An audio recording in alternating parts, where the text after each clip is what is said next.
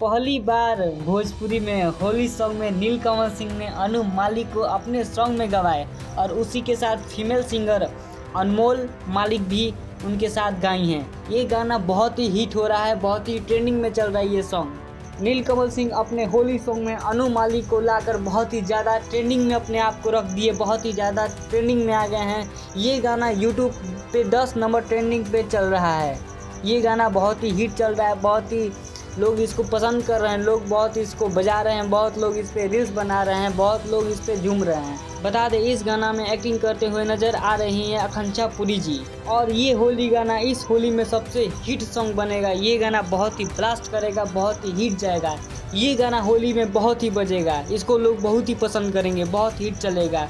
अभी 10 number YouTube trending पे चल रहा है ये गाना। इस गाने को लिखे हैं कुमार और म्यूजिक दिए हैं जैकी बनर्जी। ये गाना टी सीरीज पे है, इसको जाके आप लोग सुन सकते हैं, एंजॉय कर सकते हैं, रील्स बना सकते हैं।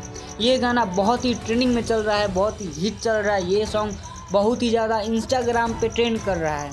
इस बार नीलकमल सिंह ने होली में गर्दा मचा दी है। पहली बार अनु मालिक को अपने होली सॉन्ग में गवाकर एक बहुत ही बड़ा इतिहास रच दिए हैं। ऐसी ही खबर आप लोग तक मिलती रहेगी तो इस चैनल को सब्सक्राइब कीजिए और बेल आइकन घंटी को जरूर दबाइए।